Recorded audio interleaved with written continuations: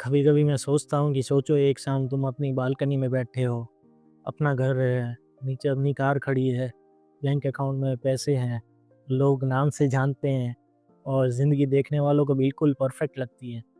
सब कुछ मिल गया है आपको, लेकिन फिर अचानक याद आता है कि जिसके साथ ये सब देखने का सपना देखा था, वो इंसान तो साथ ही नहीं है आपके।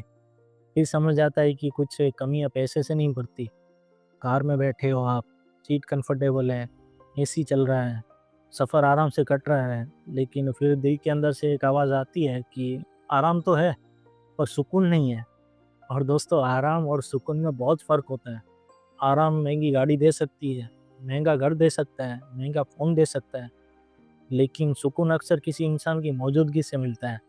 वो इंसान जिसके साथ सफ़र छोटा लगता था, जिसकी आवाज़ है ना घर को घर जैसा महसूस करवाती थी।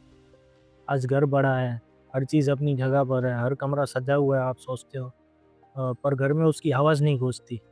वो छोटी-छोटी बातें नहीं होती ना, वो बेवजह वाली हँसी नहीं होती, वो कैसा था तुम्हारा दिन पूछने वाला कोई नहीं होता। हाथ में लेटेस्ट फ़ोन तो है, सब कुछ है जो आपको उस टाइम पे चाहिए होता था, पर गैलरी में उसकी कोई फ़ोटो नहीं है। नोटिफ़िकेशन बहुत आते हैं, पर उसका मैसेज नहीं आता है। और फिर एक दिन समझ आता है कि तन्हाई सिर्फ़ अकेला रहना नहीं होता। तन्हाई वो होती है जब तुम्हारे पास सब कुछ हो, लेकिन वो ना हो जिसके साथ तुमने ये सब पाने का सपना देखा था। तब महसूस होता है कि कुछ लोग सिर्फ़ हमारी ज़िंदगी का हिस्सा नहीं होते, वो हमारी हर खुशी का मतलब होते हैं। शायद इसीलिए हर चीज़ की कीमत उस वक़्त है ना कम लगने लगती है आपको, जब उसे किसी अपने के साथ है ना बाँटने वाला कोई ना हो। क्योंकि सच तो ये है कि घर, कार, पैसा, शोहरत ये सब आराम दे सकता है, पर सुकून नहीं दे सकता।